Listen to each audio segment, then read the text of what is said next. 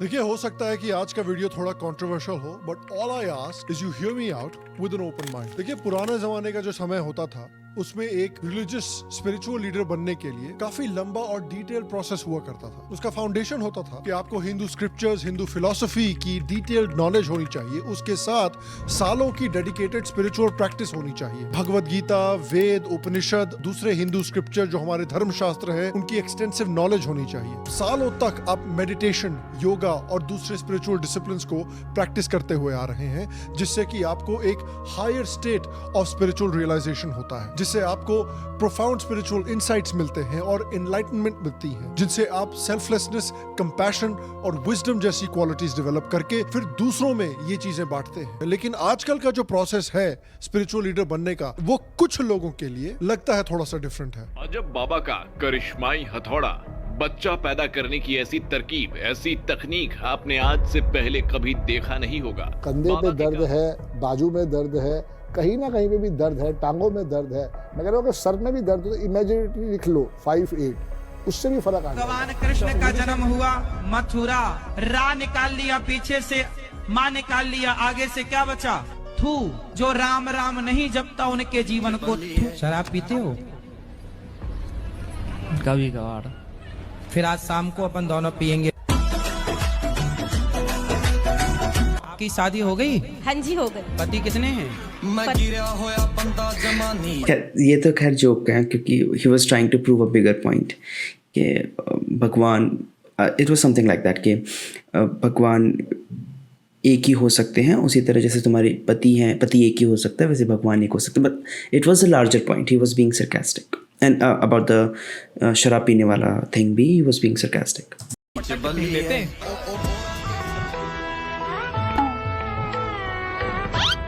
यही नहीं,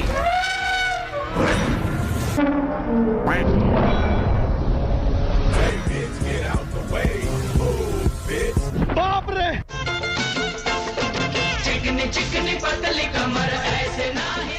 आजकल कुछ कंटेंट क्रिएटर्स सोशल मीडिया पे पब्लिक में ऐसी बातें हो रही हैं, ऐसी एलिगेशंस लग रही हैं कि आजकल के जो कुछ, नॉट ऑल ऑफ देम, कुछ स्पिरिचुअल लीडर्स हैं वो ऑथेंटिक नहीं हैं। ये सारे हमारे देश में जो पाखंडी लोग हैं ना, राम और कृष्ण की कथा कहने वाले, धीरेन्द्र शास्त्री जैसे लोगों को जेल में रहना चाहिए। अफसोस है कि वे बाहर हैं। ये लोग संत परंपरा को खराब कर रहे हैं। He was accused of murdering his wife. To that, his justification was that he went into महासमाधि। इसे एक प्रोडक्ट की तरह यूज करें। इस बच्चे को वहाँ ले जा रहे हैं, पैसे कमाने के लालच में ले जा रहे हैं। इसके नाम पे भीड़ इकट्ठा हो रही है। दूसरा एलिगेशन ये है कि ये हिंदूज और हिंदू सोसाइटी की अपलिफ्टमेंट या बेटरमेंट के लिए कुछ खास करते नहीं हैं। तो आज बात करते हैं इस फिनोमिनन के बारे में। क्या ये स्पिरिचुअल गुरुज ऑथेंटिक नहीं है? क्या है इनकी सच्चाई? क्या ये कुछ गलत कर रहे हैं? आइए आज देखते हैं कि क्या हमारे कुछ स्पिरिचुअल गुरुज हिंदुइज्म को ही हानि पहुंचा रहे हैं। हेलो श्याम शर्मा शो के इस एपिसोड में आपका बहुत बहुत स्वागत है। मैं हूं सेकुलरिज्म का सीईओ श्याम शर्मा और आप सबको एक सेकंड प्रणाम। देखिए, आगे बढ़ने से पहले ये बात क्लियर कर देनी जरूरी है कि भारत में, भारतीय कल्चर में गुरुओं का, स्पिरिचुअल लीडर्स का कितना महत्व होता है। काफी पुराने समय से भारत में गुरुओं को इंडियन सोसाइटी में काफी इंपॉर्टेंट पोजीशन दी गई है। कबीर का एक दोहा है जिसमें उन्होंने तो भगवान के लेवल का पूजनीय गुरु को बताया है। हमारे देश में एक फेमस, नॉट भगवान के लेवल, उससे भी ऊपर, कि गुरु गोविंद दो खड़े काके लागू पाए, बलिहारी गुरु आपने गोविंद दियो बताए। तो मतलब गुरु ही है जो गोविंद तक का रास्ता बताता है। तो दोनों खड़े हैं, तो if you have to make a choice then go for your guru first.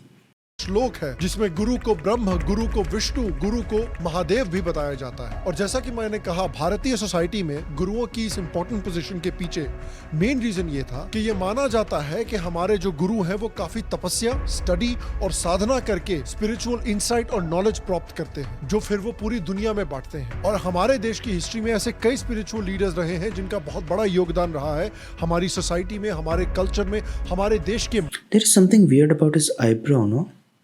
I never noticed it before. Like आगे की तरफ थोड़ा चौड़ी है और when it goes like in the middle it is a little thin and then okay whatever.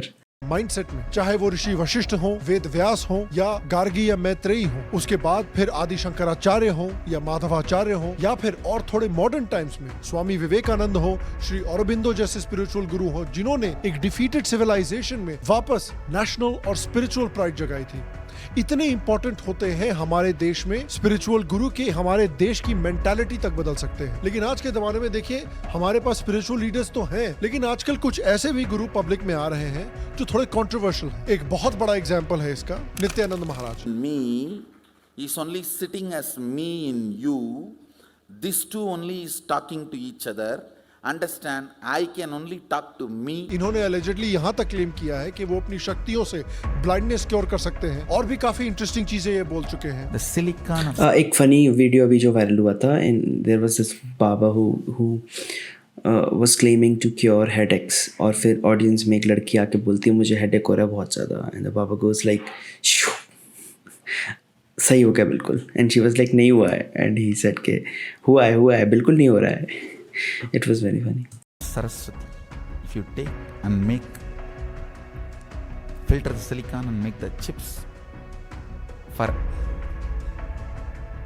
wherever you need artificial intelligence. I told the sun, don't come out till I finish the Dwajarogana. And today, 40 minutes sunrise late. Marriage is like a Indian small village, free public toilet. Those waiting outside are desperate to get in. Those inside are desperate to get out. You will develop the software for the animal to speak in Sanskrit. Well, he wasn't wrong there. Tamil as he developed. Hey, have you taken any responsibility? Okay, I declared. I am ready even now. The software is ready. और इनके तो भारत में ही नहीं बल्कि America जैसी foreign countries में भी बड़े बड़े आश्रम थे, लेकिन 2010 में इनके ऊपर एक बड़ा केस लगा, जिसके बाद ये फिर इंडिया छोड़ के चले गए। और आजकल सुनने में आया है कि लैटिन अमेरिका के एक आइलैंड में इन्होंने एक कैलासा नाम का देश बना दिया है, जिसकी उन्होंने फ्लैग और करेंसी भी डेवलप कर ली है। और गेस कीजिए कि करेंसी में किसकी फोटो है। नित्यानंद का देश साउथ अफ्रीकाई देश इक्वाडोर के तट के पास मौजूद है। उसने 2 दिन पहले वीडियो मैसेज के जरिए अपने bank reserve bank of Kailasa का ऐलान किया। इसके बाद कुछ और भी नए स्पिरिचुअल लीडर्स आए हैं जो सोशल मीडिया पर काफी ट्रेंड कर रहे हैं, जैसे अभिनव अरोड़ा जी, जिनके वीडियो सोशल मीडिया पर काफी फेमस हैं, जिसमें वो तरह तरह का अलग अलग ज्ञान देते रहते हैं। कभी नॉनवेज ना खाने की बात करते हैं, कभी इनका खुद का वीडियो निकाल आता है चिकन खाते हुए। आप इसको मान कर ये खा सकते हैं? नहीं। तो वो भी तो किसी का परिवार है। खुद नॉनवेज नहीं खाती लेकिन मेरे लिए चिकन बना। एक क्लिप वायरल जा रही है जिसमें ये स्वामी रामभद्राचार्य के साथ स्टेज पर खड़े हैं, लेकिन स्वामी रामभद्राचार्य ने इनको स्टेज से हटवा दिया।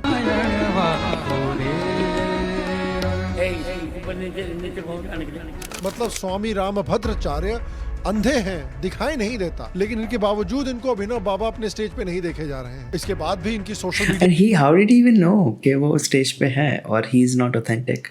That's very I don't know, that's very intriguing.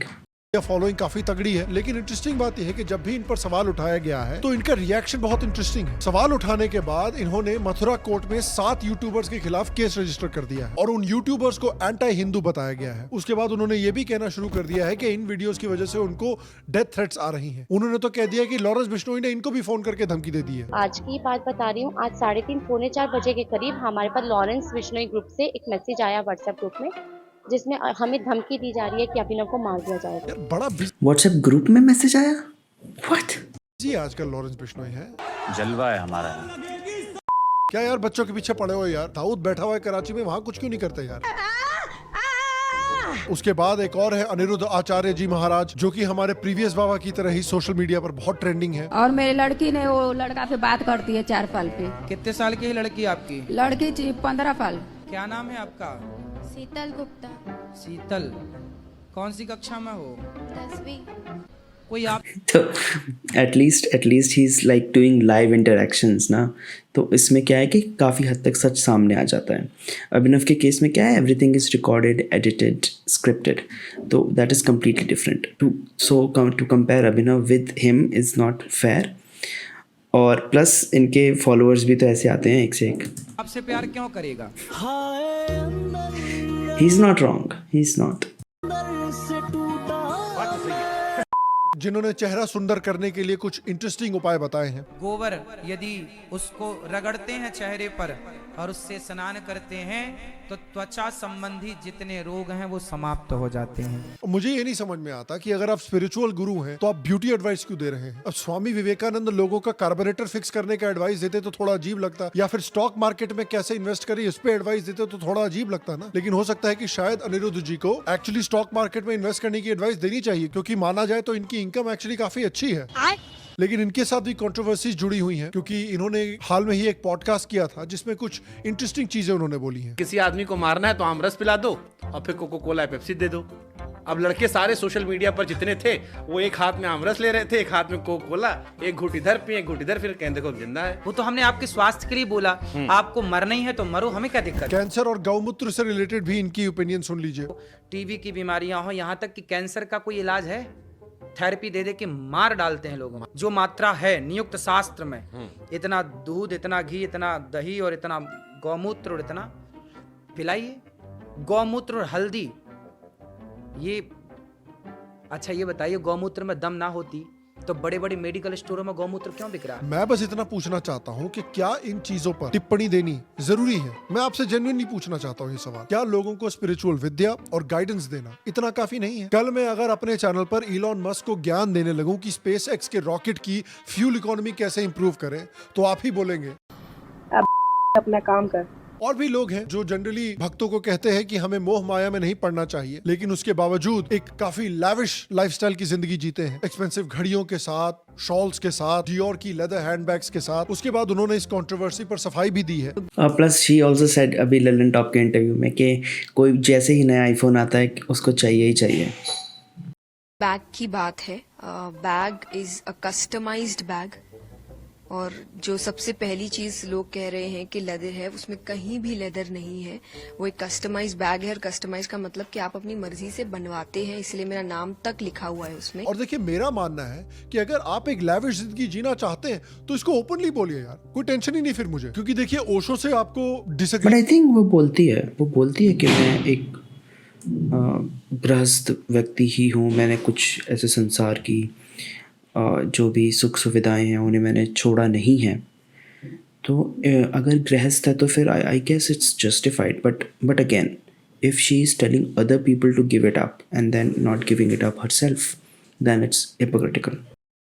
Agreements हो या अग्रीमेंट्स हो या प्रॉब्लम्स हो, लेकिन इतना तो आपको मानना पड़ेगा कि वो इतने ऑनेस्ट थे कि वो अपनी लैविश जिंदगी के बारे में झूठ नहीं बोलते थे। वो तो सीधे ओपनली कहते थे कि एक फुलफिलिंग जिंदगी जीने के लिए मटेरियलिज्म और स्पिरिचुअलिटी को बैलेंस में रखना बहुत जरूरी है। उन्होंने ये भी कहा था कि स्पिरिचुअलिटी और मटेरियलिज्म अपोजिंग फोर्सेस नहीं है, बल्कि कॉम्प्लीमेंट्री फोर्सेस है। ओशो का सोचना था कि ट्रेडिशनल रिनंसिएशन यानी दुनिया को पूरी तरह से छोड़कर सिर्फ स्पिरिचुअलिटी की तरफ बढ़ना, ये भी गलत है और पूरी तरह से फुलफिलिंग नहीं है। उनका Even Buddha said that materialism is a necessary evil until you reach that state of nirvana. I don't know how true that is, but this is from William Dalrymple की book, The Golden Road. मानना है कि दुनिया के pleasures enjoy करते हुए भी spiritual growth achieve की जा सकती है, एज लॉन्ग एज इन दोनों चीजों के बीच में बैलेंस हो और आप मटेरियलिज्म में कुछ ज्यादा ही ना घुस जाए। वो कहते थे कि भाई, अगर आपको अपने दिमाग में क्रिएटिव एनर्जी डेवलप करनी है तो उसके लिए आपको जिंदगी से, दुनिया से प्यार करना पड़ेगा। आप दुनिया से प्यार करेंगे तभी तो इस दुनिया को इंप्रूव करने के लिए आप क्रिएटिव चीजें सोचेंगे। And honestly I respect this kind of honesty. अगर आपको मटेरियलिज्म पसंद है तो धड़ल्ले से बोलो यार, कोई टेंशन ही नहीं फिर मुझे।